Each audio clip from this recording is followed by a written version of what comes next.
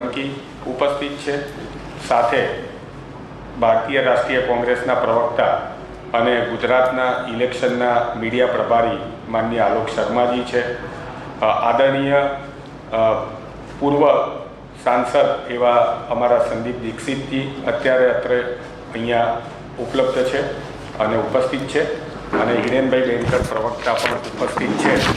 તો આજની આ પ્રેસ વાર્તાની અંદર હું વિનંતી કરીશ માનનીય શ્રી ભરતસિંહજી સોલંકીજીને કે આપ સમક્ષ તેમના વિચારો અને કોંગ્રેસ પાર્ટીની વાત રજૂ કરે।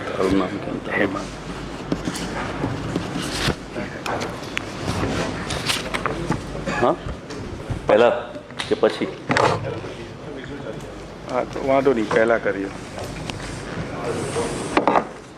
माननीय भरतसिंहजी सोलंकी, आपने जे बात रजू करवाना है एमा गुजरातनी भाजप सरकार सामे कांग्रेस पक्षनु तोहमतनामું तेओ रजू करी रह्या छे। तो सौ प्रथम एक विज्युअल आपी दईए अमे तोहमतनामाना, त्यारबाद तेओ आपनी समक्ष बात रजू करशे।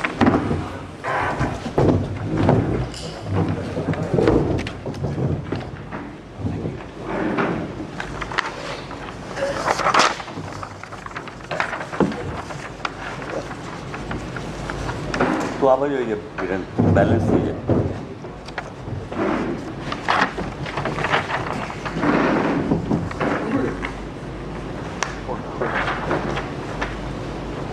तो गुजराती में है ने पेलू language no idea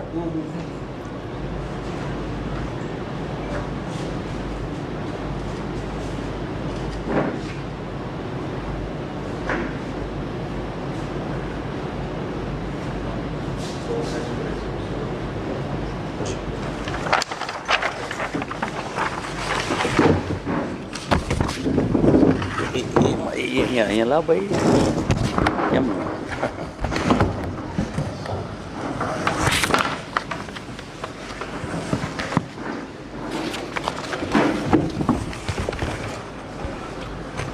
all India Congress कमिटीना प्रवक्ता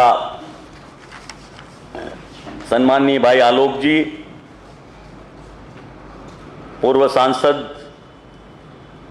અને યુવા નેતા આદરણીય સંદીપ દીક્ષિતજી,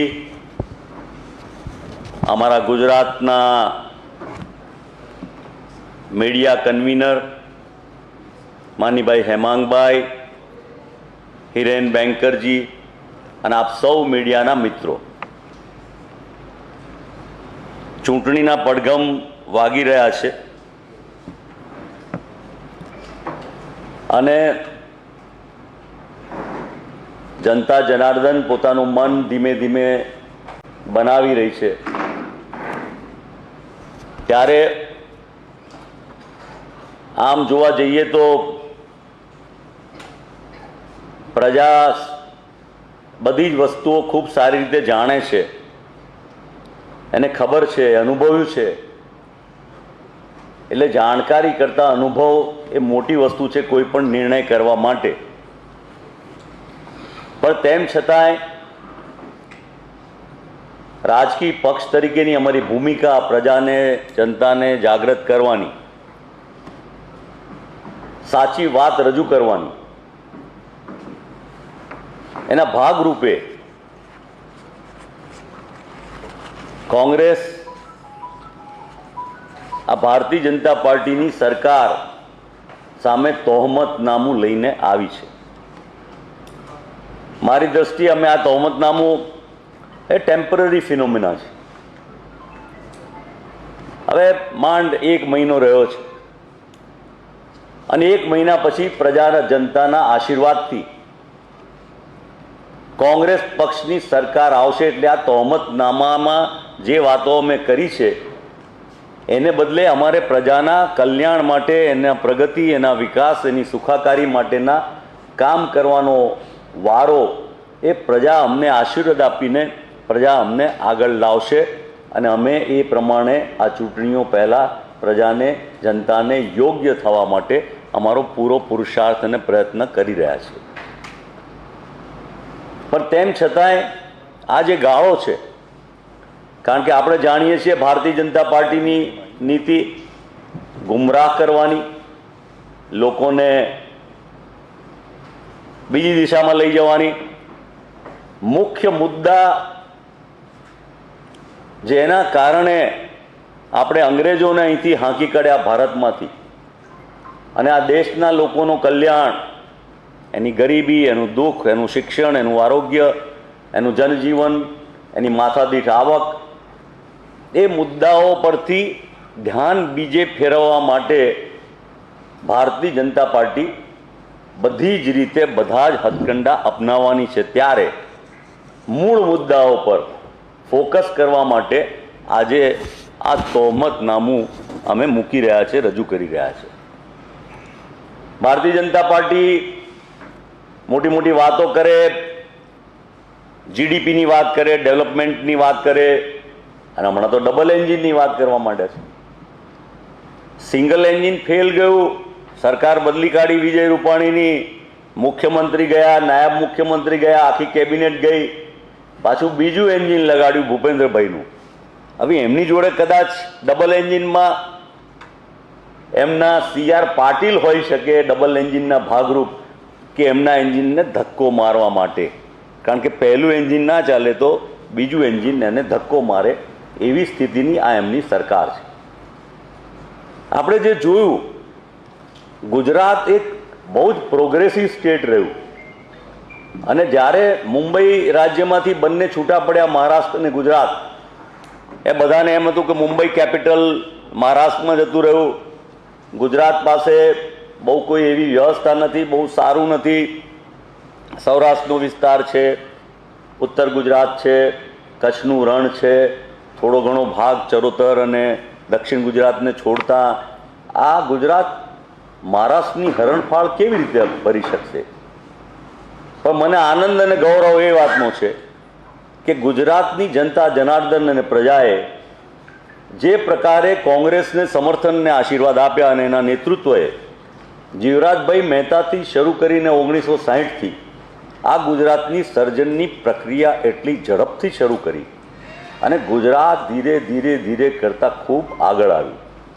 પછી જીડીપીની વાત હોય તો કોંગ્રેસના મુખ્યમંત્રીઓના રાજમાં આજે 7-8% હોય ત્યારે જાણે બહુ મોટો જીડીપી આવ્યો હોય એવી વાત કરનારા આ ભારતીય જનતા પાર્ટીવાળા, એમને એ ખબર નથી કે કોંગ્રેસના શાસનમાં માધવસિંહ સોલંકી, અમરસિંહભાઈ ચૌધરી, ચીમનભાઈ અને આ બધાના ગાળામાં, ઘનશ્યામભાઈ ઓઝા, એમના ગાળામાં જીડીપી 18%થી 23% સુધીનો જીડીપી હતો. માથાદીઠ આવકમાં ગુજરાતનો નંબર પહેલો લઈ આવ્યા હતા. ગુજરાતનું શિક્ષણ એ પણ જાણીતું હતું, આરોગ્યની દ્રષ્ટિએ પણ ગુજરાત આગળ પડતું હતું.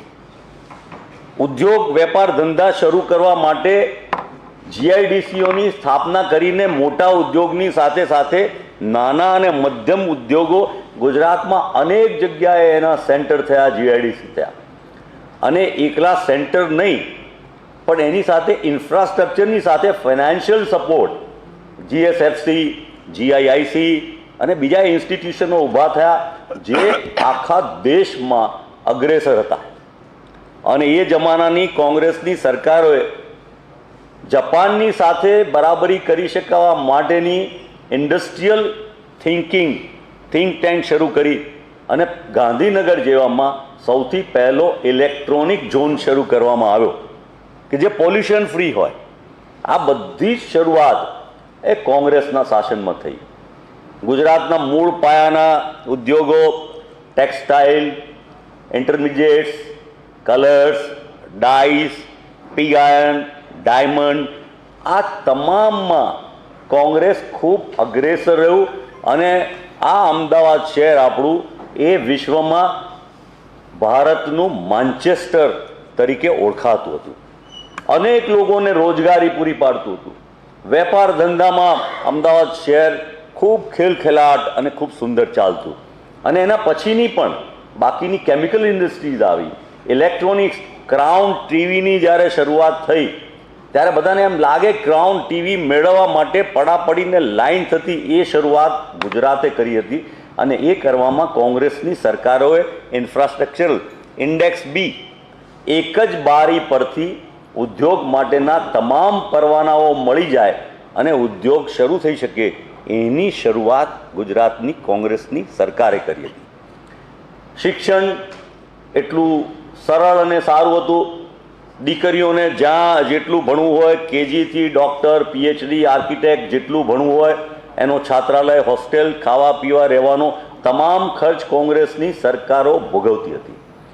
નોકરીની વાત કરીએ તો એન્જિનિયરિંગ ક્ષેત્રમાં અનેક અનુભવવામાં જોઈએ કે ગુજરાતમાં નોકરીઓ ખૂબ ઝડપથી અને સરળતાથી મળતી હતી. સરકારી નોકરીઓ ખૂબ વ્યાપક પ્રમાણમાં હતી અને આ બધા જ ડેવલપમેન્ટ સાથે 1990 સુધી કોંગ્રેસની સરકાર રહી ત્યારે એ પ્રગતિ, વિકાસ, એ સર્જનની પ્રક્રિયા આગળ જતી ગઈ. અને એ પછી જ્યારે વિરોધ પક્ષની સરકાર ગુજરાતમાં આવવા માંડી, રાજકીય રીતે જીતી ગયા, પણ ગુજરાતનો વિકાસ, ગુજરાતના લોકોનું કલ્યાણ, એની પ્રગતિ એ તરફ ભારતીય જનતા પાર્ટી અને બીજા જે પક્ષો સાથે જોડાયેલા હતા એણે એનું ધ્યાન પોતાના અંગત સ્વાર્થ તરફ કર્યું. અને એના પરિણામે પછી તો આપ જાણો છો કે આ એવા હોશિયાર લોકો છે કે અંગ્રેજો પાસેથી શીખેલા છે કે રાજ કરવું હોય તો શું કરાય, તો કે ભાગલા પાડો અને રાજ કરો. એટલે એમનો પોલિટિકલ નેરેટિવ એકમાત્ર રહ્યો ડિવાઇડ અને રૂલ. કોઈ વિકાસની વાત નહીં, પ્રગતિની વાત નહીં, યુવાનોની, ખેડૂતોની, કારીગરની, નાના મોટા વેપારીઓની, અથવા તો ગુજરાતનો ડાયમંડ ઉદ્યોગ છે, આ ટેક્સટાઇલ ઉદ્યોગ છે, કેમિકલ ઇન્ટરમીડિયેટ્સ છે, કે પીગ આયર્ન છે, કે મોરબીની ટાઇલ્સ હોય કે બીજા, એ ઉદ્યોગોને રક્ષણ નાના અને મધ્યમને આપવાને બદલે ધીમે ધીમે ધીમે આ ગુજરાતનો આર્થિક વિકાસ રૂંધાવા માંડ્યો. જે કોંગ્રેસની સરકારમાં આર્થિક રીતે સ્ટેટ મજબૂત હતું એ ધીમે ધીમે નબળું પડતા પડતા દેવાદાર થઈ ગયું. અને આજે મારા ખ્યાલથી માર્ચ 2022ના અંત સુધીમાં રાજ્યનું દેવું 4 લાખ કરોડ વટાવી ગયું છે. ગુજરાત એક બાજુ આપણે કહીએ કે અગ્રેસિવ છે, આપણને ગુજરાતી તરીકેનો ગર્વ છે, અને ગર્વ રાષ્ટ્રપિતા મહાત્મા ગાંધી, સરદાર પટેલ અને કોંગ્રેસ એ આપેલા પ્રજાલક્ષી કાર્યક્રમ, દિશા અને માર્ગદર્શનના કારણ છે.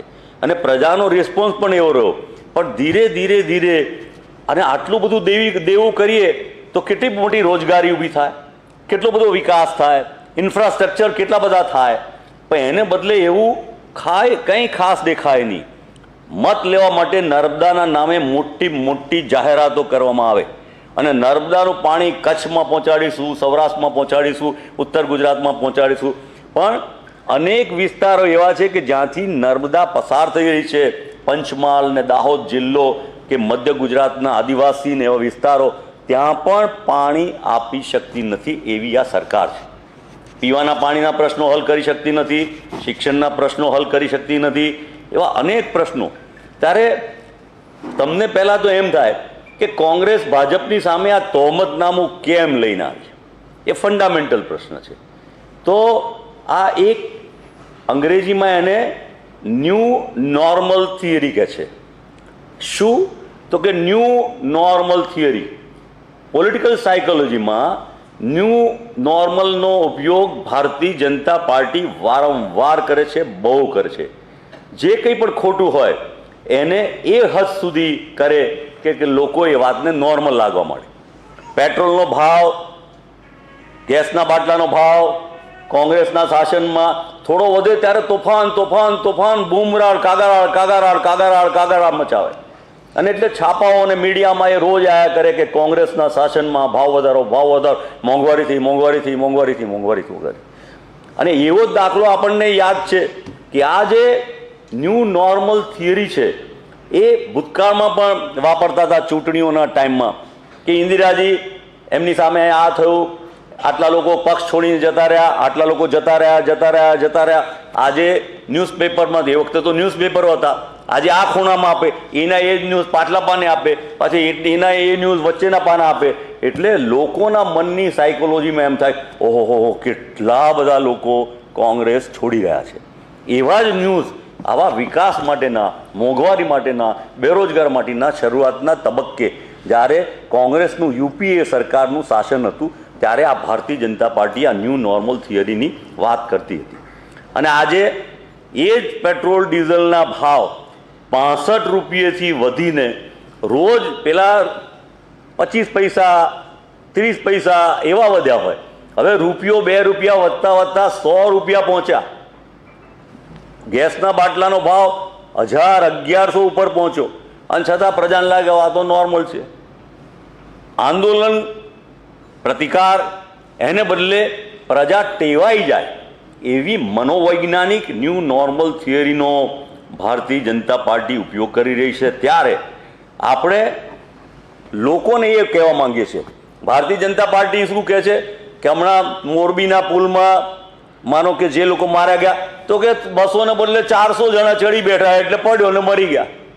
કોરોનામાં તો કે કુદરતી આફત છે મરી ગયા, પણ એને બચાવી શકાય. પ્રિવેન્ટિવ મેઝર મેડિકલ સાયન્સ શું કહે છે કે તમારે જીવ બચાવવો હોય તો રોગ થાય પછી એની ટ્રીટમેન્ટ આપવાને બદલે જો તમે પ્રિવેન્ટિવ મેઝર લો તો લોકોને બચાવી શકાય. આ પુલ પર બી બચાવી શકાતા, આવી હોનારતો લઠ્ઠાકાંડમાં પણ બચાવી શકાય. સુરતમાં થયેલી ઘટના હોનારતની છે એમાં પણ બચાવી શકાય. એવા અનેકવિધ બનાવો છે જેમાં ભારતીય જનતા પાર્ટીની ગુજરાતની સરકાર સદંતર નિષ્ફળ ગઈ છે, કારણ કે એનું લક્ષ્ય પ્રજાની જીવાદોરી તરફ બિલકુલ છે જ નહીં. ત્યારે એવા સંજોગોમાં જ્યારે આપણને એવું લાગે કે શું થાય, જીએસટીને લીધે લોકો પરેશાન થઈ ગયા, નોટબંધીને લીધે લોકો પરેશાન થઈ ગયા, અને નોટબંધીનો ફાયદો શું મળ્યો?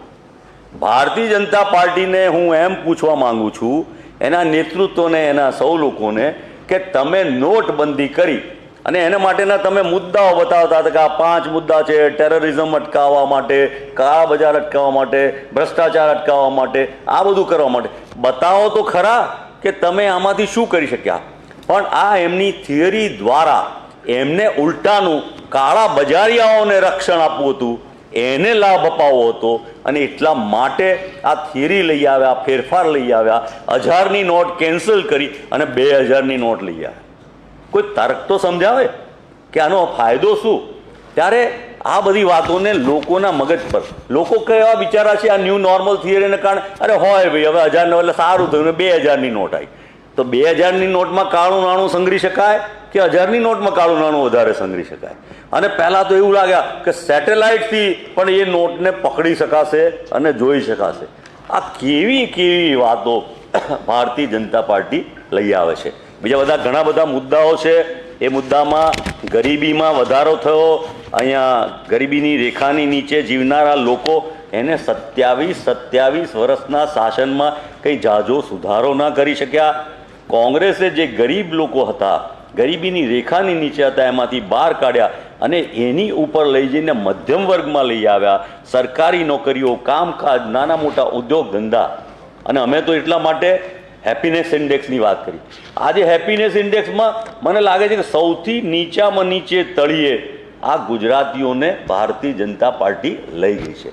અને એટલા જ માટે અમે અમારા નવા ઇલેક્શન મેનિફેસ્ટો અને જે બી અમારા પેલા 11 મુદ્દાનો કાર્યક્રમ કરીએ છીએ એમાં હેપીનેસ ઇન્ડેક્સને આ વખતે વધારે ફોકસ આપવાના છે. 2 પ્રકારની ભૂલો અથવા 2 પ્રકારનું દુઃખ પ્રજાને આવે, એક કુદરતી આફત અને એક માનવ સર્જિત આફત. ગુજરાતને લાગે વળગે છે ત્યાં આપ જુઓ છો વરસાદ સારો પડ્યો, પાણીની સગવડ, બધા ડેમ ભરાઈ ગયા છે, ખેડૂતોને સારી રીતે પાણી મળી શકે, ત્યારે સિંચાઈની સગવડ મળી શકે, ત્યારે એમને વીજળી સારી રીતે મળે, પાણી સિંચાઈનું સારી રીતે મળે, અને આ બધું કરવા માટેનો પ્રયત્નને બદલે ભારતીય જનતા પાર્ટી એના પ્રત્યે દુર્લક્ષ સેવે છે. હું તમને જે નોટ આપીશ, રિટર્ન નોટ, એમાં ફિગરો બધા ઘણી બધી વસ્તુના મોંઘવારીથી માંડીને આંકડા છે, એટલે એ બધામાં હું જનરલાઇઝ તમારી જોડે વાત કરું છું કે ઓવરઓલ તો અમારા કરતાં તમે વધારે જાણો છો, અને તમારે કરતાં બી આપણી ગુજરાતની પ્રજા છે રોજબરોજ અનુભવે છે કે શું દુઃખ તકલીફ એને પડી રહ્યું છે. ત્યારે એવા સંજોગોમાં કેમ કરીને આપણે આ ગુજરાતને આ 2022ની ડિસેમ્બરની ચૂંટણીમાં 8મી ડિસેમ્બર બચાવી શકીએ એ માટેનો આપણે સૌએ પ્રયત્ન કરવાનો છે. કોઈ પણ ક્ષેત્ર લઈ લો, આરોગ્યનું ક્ષેત્ર લઈ લો, સરકારી હોસ્પિટલો ઘટવા માંડી, સરકારી હોસ્પિટલોને ખાનગીકરણ કરવાની દિશામાં આ ભારતીય જનતા પાર્ટી કરી રહી છે. શિક્ષણનું ખાનગીકરણ કરી રહી છે. હું દાખલો એક આપું તો હું ભણ્યો તો એમ કહેવાય કે સરકારી ખર્ચે ભણ્યો અને એન્જિનિયર થયો હતો.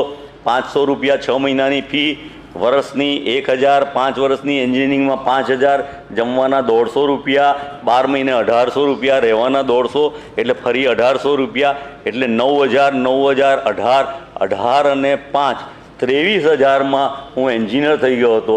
અને એ જમાનામાં 77 અને એ ગાળામાં કોંગ્રેસના શાસનમાં સરકાર ભણાવતી પણ હતી ને સરકાર નોકરી પણ આપતી હતી. આજે સરકાર ભણાવતી પણ નથી અને સરકાર નોકરી પણ નથી આપતી, સરકાર આરોગ્ય પણ નથી આપતી, સરકાર ખાવાનું પણ નથી આપતી. યુપીએ સરકારે 1 રૂપિયે બરછટ અનાજ, 2 રૂપિયે કિલો ઘઉં, 3 રૂપિયે કિલો ચોખા, આ બધું બંધ કરીને 6000 રૂપિયાની લાલચ લોકોને આપી અને અત્યારે લોકોને જાત જાતનું છેતરવાનું કામ આ ભારતીય જનતા પાર્ટી કરી રહી છે. અને એ સંજોગોમાં વિકાસ દરની વાત, વિકાસ થયો, ચોક્કસ થયો, પણ વર્ટિકલ કોનો? તો કે 5 જણાનો.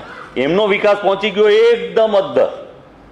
હોરિઝોન્ટલ અને ઇન્ક્લુઝિવ વિકાસ હોવો જોઈએ કે જે સામાન્ય નાગરિકનો પણ એમાં વિકાસ થાય અને એને લાભ મળે. પણ આ વર્ટિકલ વિકાસ મૂડીપતિઓ વધારે ને વધારે મૂડીપતિઓ થતા ગયા. ટેક્સ સ્ટ્રક્ચરમાં એમના પર વધારે ટેક્સ નાખવો જોઈએ, એને બદલે એમનામાં ટેક્સ રિડક્શન આવ્યું અને સામાન્ય માણસને ખાવાની દૂધ, દહીં કે એવી જુદી જુદી નાની મોટી આઇટમો પર પણ આ લોકો ટેક્સમાં લઈ ગયા.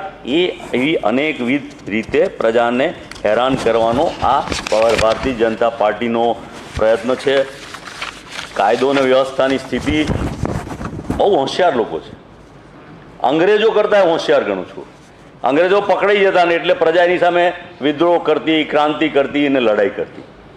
કેસ નોંધવાનો જ નહીં એટલે શું થાય કે અમારે ત્યાં તો બધું બરોબર ચાલે છે, શાંતમ પાપમ, બધું સરસ રીતે ચાલે છે, કોઈ ગુનાખોરી જ નથી, કોઈ તકલીફ જ નથી. પણ જો ખરેખર સાચા અર્થમાં કોઈનું સ્કૂટર, એક્ટિવા ચોરાઈ ગયું, કોઈનો મોબાઈલ ચોરાઈ ગયો, આ તો મોબાઈલ 20-25 હજારનો હોય છે, તો 25,000 રૂપિયાનો મોબાઈલ ચોરી જાય તો તમે જઈને ફરિયાદ નોંધાવ, અરે ભાઈ હોદીકાર્ડને ઘેર જો, બીજે જો, એવું કહીને તમને કાઢી મૂકે. એને માટેની કોઈ 25-30 હજારની કિંમતમાં પણ જો આ સરકાર કંઈ, પહેલાં તો સાયકલ ચોરી હોય કોંગ્રેસના શાસનમાં તો એ સાયકલની ફરિયાદ લઈ અને એ સાયકલ કેવી રીતે પાછી અપાવી એને માટેની ચોરી પકડાઈને એવો પ્રયત્ન પણ કોંગ્રેસની સરકારમાં થતો હતો. નવી ભરતી જ નહીં કરવાની, ભરતી કોન્ટ્રાક્ટ પદ્ધતિથી કરવાની, સિસ્ટમ મજબૂત થાય જ નહીં. અને એમાં પણ પોતાના ઓળખીતા પાળખીતા લઈને આખી સિસ્ટમને કરપ્ટ કરવાનું એ ભારતીય જનતા પાર્ટી એ કરી રહી છે. આર્મીની વાત કરીએ, હમણાં સૈનિકોના માટેની જે વાત થઈ અને જેનો ઉહાપો થયો, ખેડૂતો માટેના કાયદા થયા. ખેતી ઓરિજિનલી અનાદિકાળથી જ્યારે ખેડૂત પોતે જમીનનો માલિક હોય ને કરતો હોય, સમાજના સૌ વર્ગના લોકો, એને બદલે કોર્પોરેટ તરફ લઈ જવાનું. એકદમ કેપિટલિઝમ હોય, વિકાસને માટે કરવું પડે, એના માટેની ના હોઈ શકે, મૂડીરોકાણ લાવવા માટેની પણ હોઈ શકે, પણ એ કેપિટલિઝમથી ઓરિજિનલ લોકો જ ખતમ થઈ જાય, એનું જનજીવન ખતમ થઈ જાય, એની રોજગારી ખતમ થઈ જાય, એની મૂડી ખતમ થઈ જાય, એના માટેની મિલકતો ખતમ થઈ જાય, એના માલિક બદલાઈ જાય અને એના કાયદાઓ. અને આપ જાણો છો કે આ દેશની જે સંપત્તિ કોંગ્રેસે ઊભી કરી, રોડ, રસ્તા, બ્રિજ, રેલવે, એરપોર્ટ અને અનેકવિધ મોટી કંપનીઓને બધું તમે લખી રાખજો કે ધીમે ધીમે અને રાજ્ય સરકાર પણ એ રસ્તે, કેન્દ્રની ભાજપની સરકાર તો એ રસ્તે ખરી, એ જ રસ્તે રાજ્યની સરકાર પણ એ જ પ્રકારની કેપિટલ સિસ્ટમને લાવી રહી છે. ત્યારે એને આપણે કેવી રીતે મજબૂત કરી શકીએ એના માટે બહુ સમય તો હવે છે નહીં, પણ અમે આપના માધ્યમ દ્વારા આ વાત પ્રજાને જગાડવા માગીએ છીએ. એને ખબર તો છે જ, પણ એને યાદ કરાવવું પડે, ભાઈ તને મળતું હતું 65, હવે 100 મળે છે. અને પેલા બેઠા હતા ત્યાં મંચ પર, પેલા બાબા રામદેવ, એ તો એમ કહેતા હતા કે 35 રૂપિયા આપી દઈશું તમને પેટ્રોલ, ભાજપને મત આપી દો. હવે તો દેખાતા નથી અને એ પોતે જ બિઝનેસમેન થઈ ગયા. યોગાસન કરાવતા કરાવતા મેન્યુફેક્ચરિંગ કંપનીઓ, સપ્લાયિંગ ને માર્કેટિંગ એના મોટા સ્ટાલવર્ટ થઈ ગયા.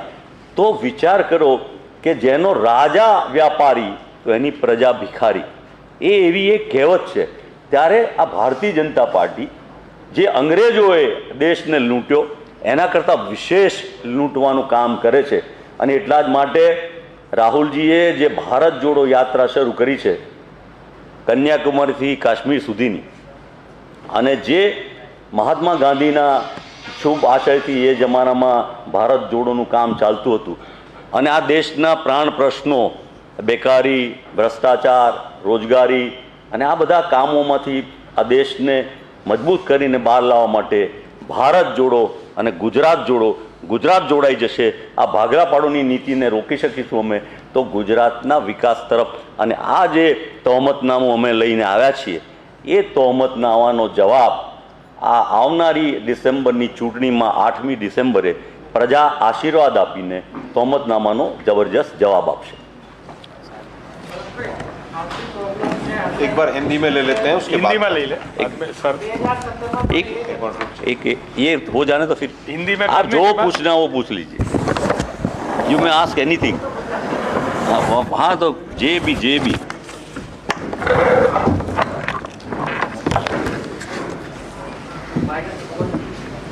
तो बराबर परफेक्ट सर.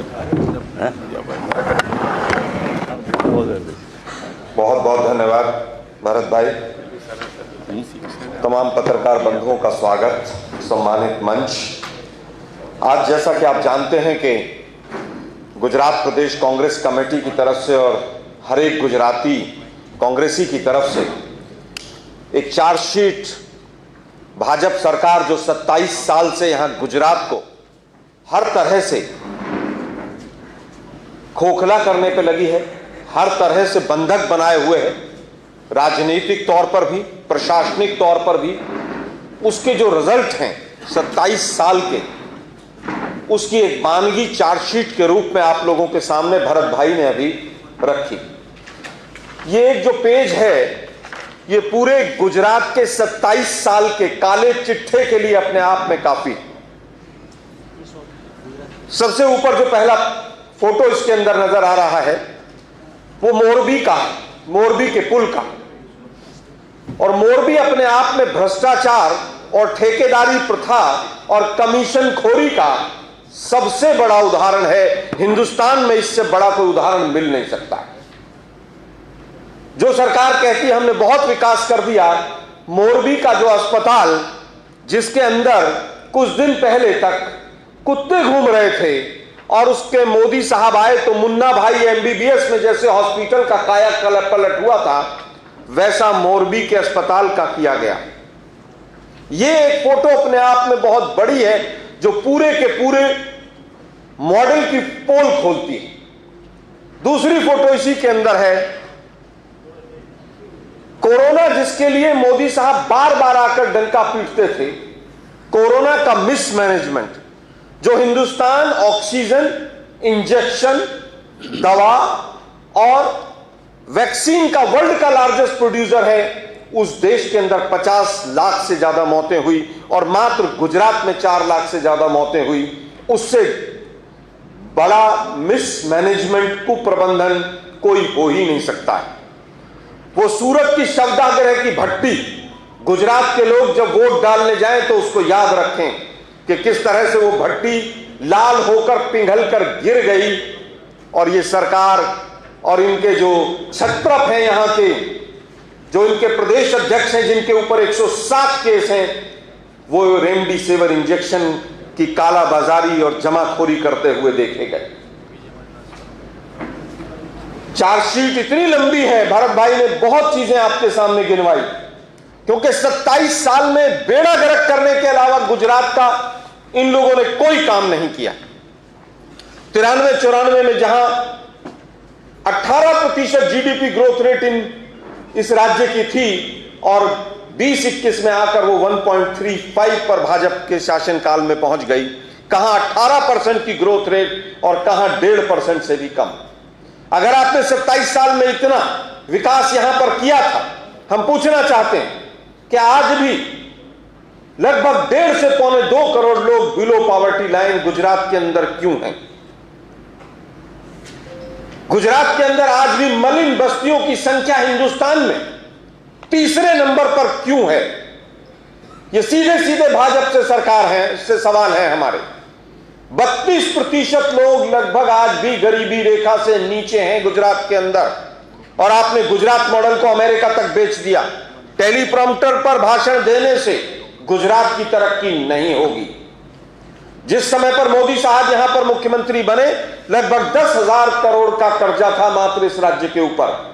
आज कर्जा 4 लाख करोड़ से ऊपर हो गया है, और यही गुजरात मॉडल जो है आपने दिल्ली में जाकर रिपीट कर दिया। दिल्ली के अंदर 4 गुना हिंदुस्तान के ऊपर कर्जा मोदी जी के आने के बाद बढ़ा है। मैं ऑन रिकॉर्ड बोल रहा हूं, आधिकारिक आंकड़े दे रहा हूं मैं आपको। हिंदुस्तान के ऊपर 4 गुना कर्जा मोदी साहब के प्रधानमंत्री बनने के बाद हुआ। आज गुजरात की जनता के ऊपर लगभग 75,000 प्रति व्यक्ति के ऊपर कर्जा उसके सर के ऊपर मोदी साहब ने लटका दिया है, भाजपा ने लटका दिया। केवल 16% जो इनकम होती है गुजरात स्टेट की, वो ब्याज में चली जाती है, मूल में नहीं।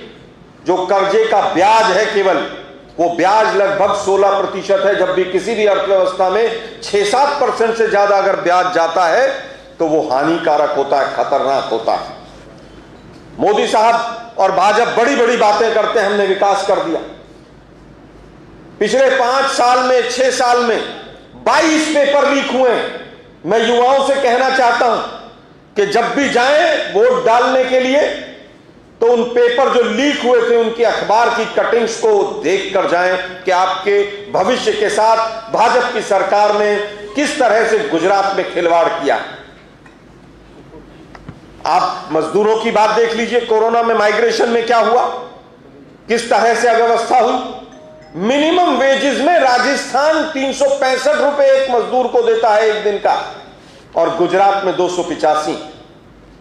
राजस्थान से भी लगभग 100 रुपए कम मिनिमम वेजेस गुजरात के अंदर है।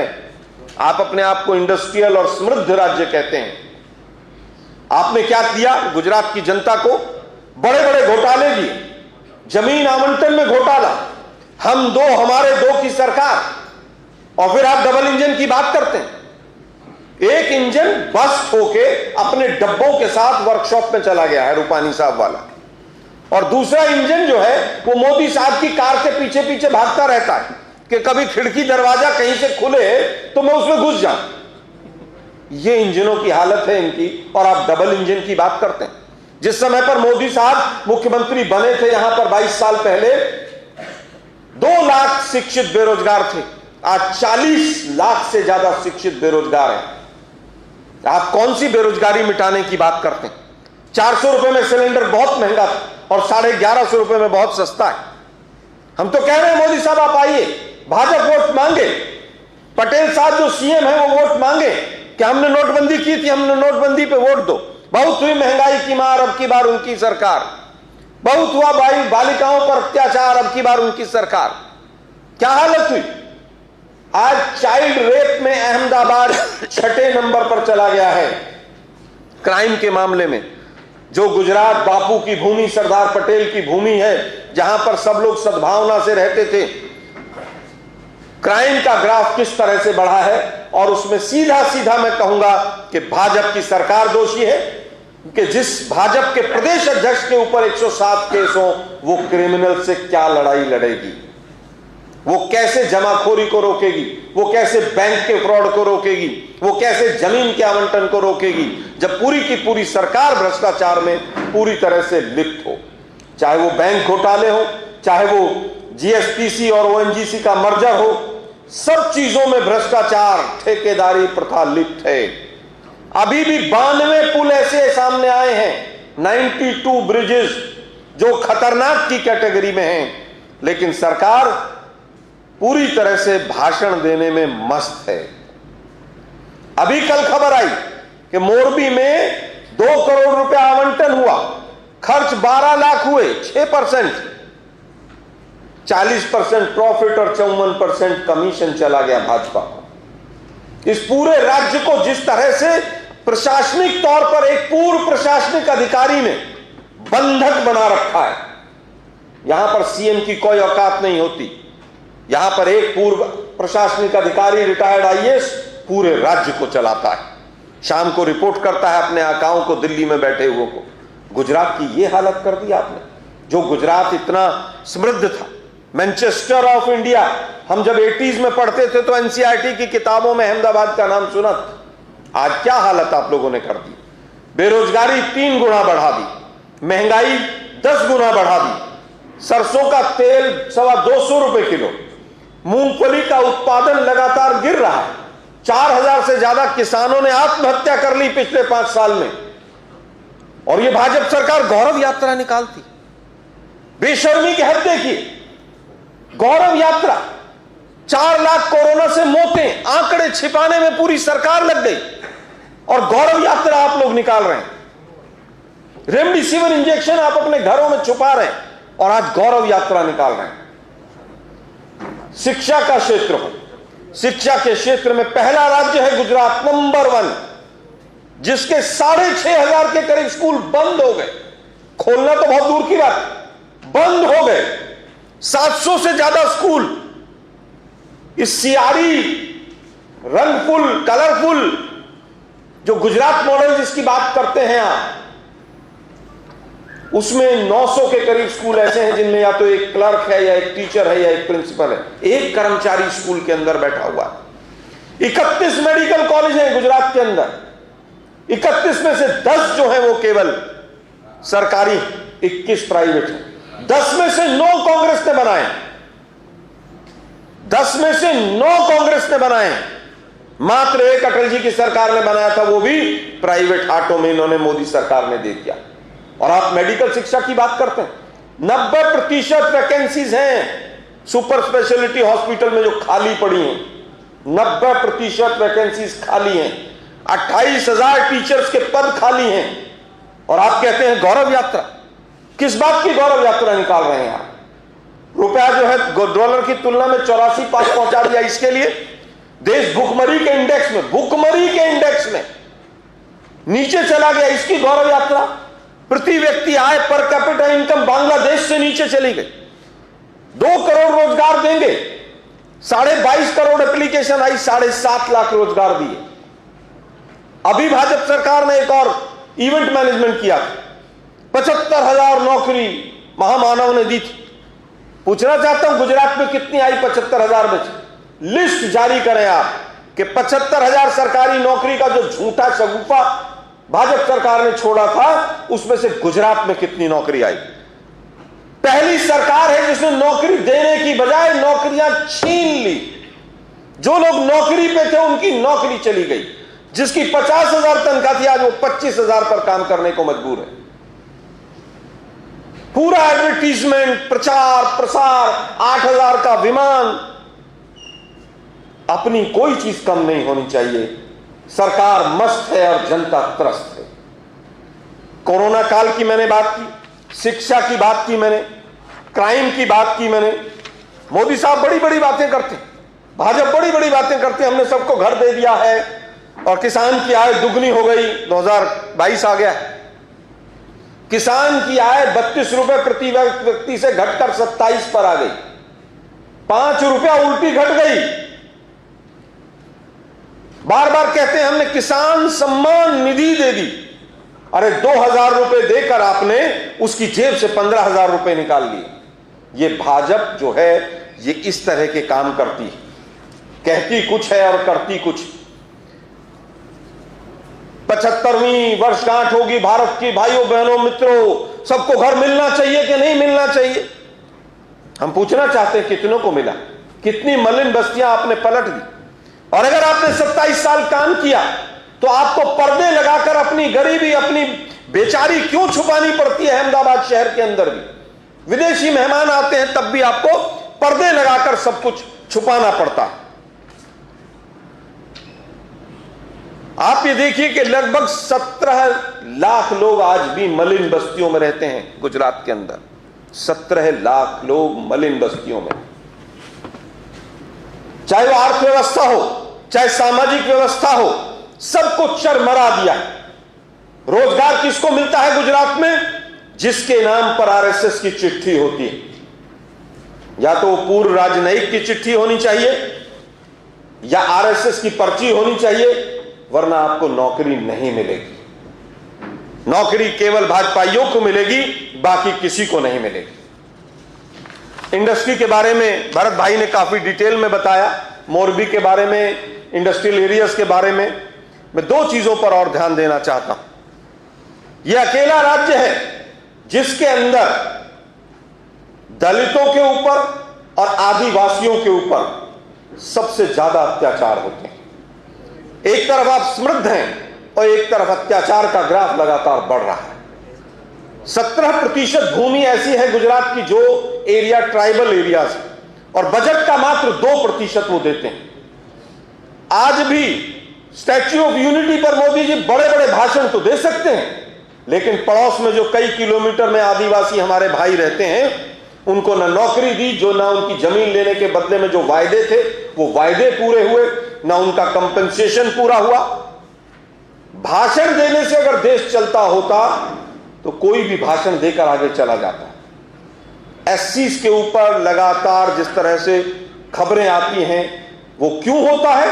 क्योंकि हमेशा से आरएसएस और भाजपा की जो नीति है वो दलित विरोधी है, वो अल्पसंख्यक विरोधी है, उसके अंदर द्वेष है, उसके अंदर जहर है, और वो जहर और द्वेष का ही नतीजा है कि इस तरह से अत्याचार लगातार बढ़ते चले जा रहे हैं। आज हालत यह है कि महिलाओं के मामले में जो सबसे सुरक्षित राज्य था गुजरात, आज उसकी भी जो सिचुएशन है, अहमदाबाद का मैंने एक आंकड़ा दिया कि चाइल्ड रेप में 6 नंबर पर आपका शहर पहुंच गया है। आप एनसीआरबी के आंकड़े उठा लें, आप सीएमआई के आंकड़े उठा लें, इस भाजपा सरकार ने पूरी तरह से इस राज्य को खोखला किया हुआ है। केवल और केवल चमक धमक, साहब आएंगे सरकारी पैसे पर चुनाव प्रचार करेंगे, 9000 के हवाई जहाज में बैठकर आएंगे साहब, 500-700 एसपीजी के जवान आएंगे, बीजेपी के कार्यकर्ता सड़क के दोनों तरफ खड़े होंगे लाल टोपी लगाकर, और यही गुजरात का विकास मॉडल हो जाएगा। मोरबी की घटना, उसके बाद भी अगर कोई गौरव यात्रा निकालता है इस राज्य के अंदर, मोरबी की घटना, और अगले दिन साहेब जो है, आप देखिए, मतलब सैकड़ों लोग मर गए, उसके आंकड़े अभी तक किसी के पास नहीं। कितनी एसआईटी बनी, लट्ठा कांड की एसआई, पेपर लीक की एसआईटी, किसी एक एसआईटी का जवाब आया आप लोगों के पास? आप इतने पत्रकार बंधु मेरे सामने बैठे हैं यहां पर, मैं पूछना चाहता हूं, किसी के पास भी मोरबी की एसआईटी का ऑफिशियल ऑर्डर है? किसी के पास भी? मैंने नेशनल मीडिया से लेकर गुजरात के मीडिया तक पूछा, केवल ट्वीट करके 5 लोगों के नाम, 5 अधिकारी जो इनके भाजपा के संघ के प्रचारक टाइप अधिकारी हैं, जो इनके पिट्ठू हैं। एक चीफ इंजीनियर, क्या एक सीएम का फोन आएगा जिसकी जांच है, जो कटघरे में है, स्वयं वो मंत्री है उस विभाग का, क्या वो जांच कर पाएगा? ये केवल और केवल लीपापोती करके और किस तरह से सत्ता को बंधक बनाया जाए, उसका एक सीधा सीधा मॉडल है। कांग्रेस पार्टी ने गुजरात प्रदेश कांग्रेस कमेटी के माध्यम से ये चार्जशीट आप लोगों के सामने रखी। मुझे उम्मीद है कि मीडिया जो है वो लोकतंत्र का चौथा पिलर है, और आप लोग हमारी जो मुख्य बातें हैं इनको जनता तक लेकर जाएंगे। गुजरात की जनता का कांग्रेस पार्टी को हमेशा पूरा आशीर्वाद मिला, हमारी सीटें भी हमेशा बढ़ी। पिछली बार जनता ने पूरी हमारी मदद की, इस बार भी जनता हमारे लिए आशीर्वाद देने के लिए आतुर है। कहीं हमसे ही चूक रही होगी, और हम जनता को आश्वासन देना चाहते हैं कि हम आपकी आवाज, गुजरात की जनता की आवाज, गुजरात के भ्रष्टाचार, गुजरात के तमाम इश्यूज को चुटनी तक आपके बीच में मीडिया के माध्यम से पहुंचाएंगे। गुजरात की जनता बहुत चिंतन और मनन के साथ वोट करे, इस बार बदलाव के लिए वोट करे, परिवर्तन के लिए वोट करे, और जो भाजपा की भ्रष्ट, निकम्मी और जो लूट की सरकार चल रही है, इसको इस बार गुजरात की जनता इसको उखाड़ कर फेंक दे और कांग्रेस को अपना आशीर्वाद दे। बहुत बहुत धन्यवाद। अब आपके जो भी प्रश्न हैं भरत भाई, प्रश्नों के उत्तर हैं।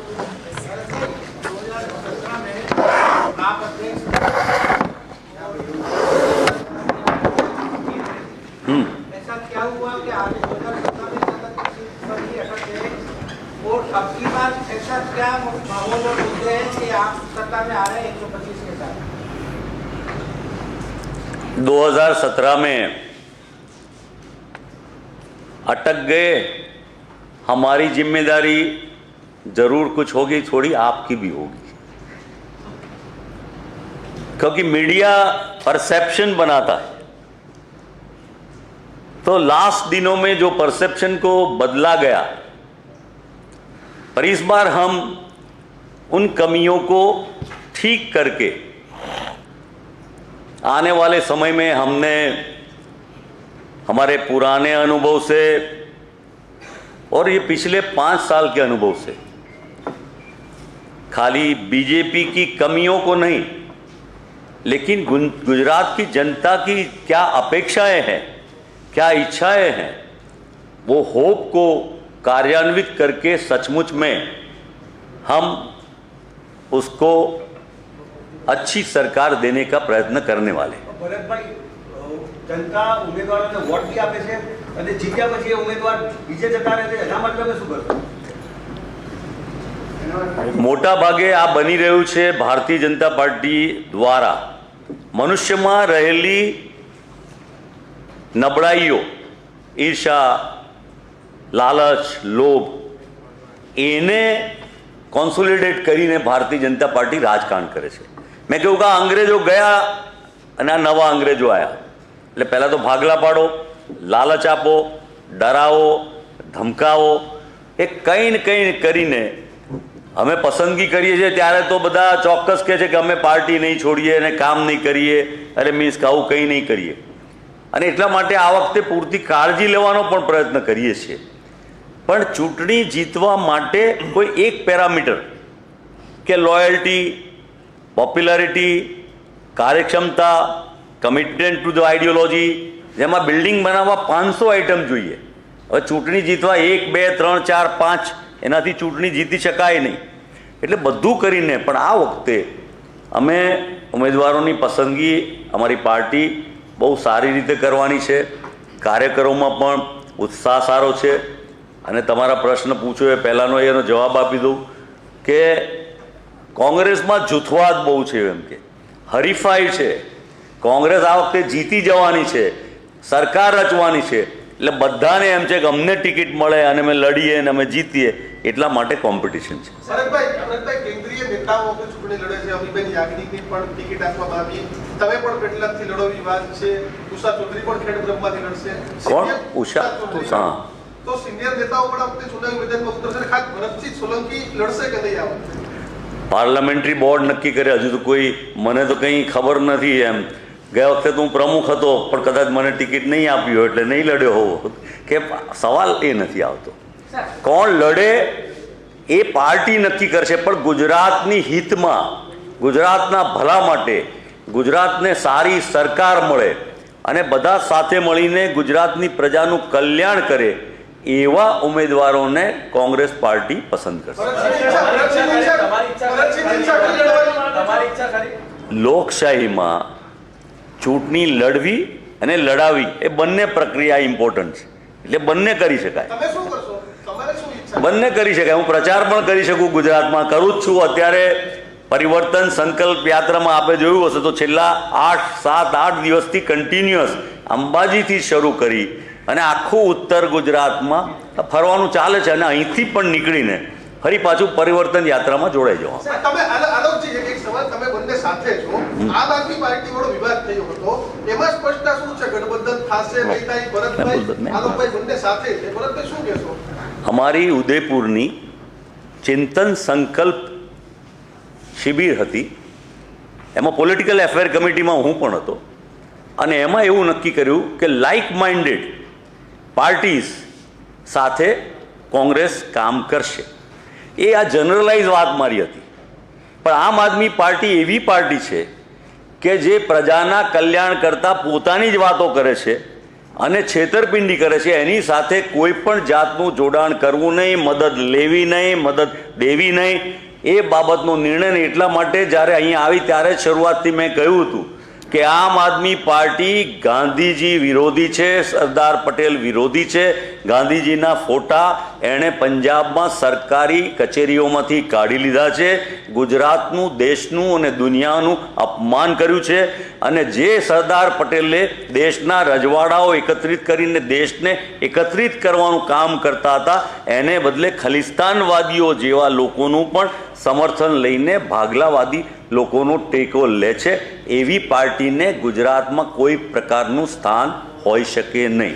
सर, आप जिस तरह का तोहमत लगा रहे हो, इस तोहमत के बाद बीजेपी लगातार जीती, उसका रीजन क्या है? और दूसरी, जिस तरह का कोरोना काल गया, उसके बाद लगातार पंचायतें, नगर पालिका, तालुका में और बीजेपी जीतती आई है, तो इसके बारे में आपका एक छोटी सी आपने बहुत अच्छी बात बताई कि हार जीत क्यों होती है.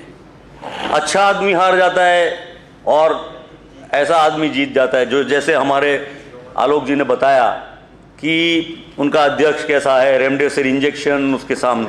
सवाल ये है कि रोमा रोला ने ये कहा था कि दुनिया में बुराई के लिए बुरे लोग ही जिम्मेदार नहीं है, जो अच्छे लोग हैं उसकी निष्क्रियता भी बहुत इंपॉर्टेंट है. अगर हमारे 100% वोट गिरे तो भाजपा जिंदगी में कभी नहीं जीत सकती. पर हमारा वोटिंग अगर 50%, भाजपा को कितने वोट मिले गुजरात में जितनी भी सरकारें बनाई आज तक? 50 से नीचे. तो उसको 50% बाकी के लोग अगर वोटिंग करते तो भाजपा पक्का हार जाती. सो इस बार हमारी पार्टी का लक्ष्य ये भी है कि हम वोटिंग को बढ़ाएंगे, लोगों को बाहर निकालेंगे, पूरी सच्चाई के साथ करेंगे और इसलिए हमारा वोट शेयर बढ़ेगा और हम जरूर जनता का आशीर्वाद पाएंगे. धन्यवाद. वो बता दिया ना. छोड़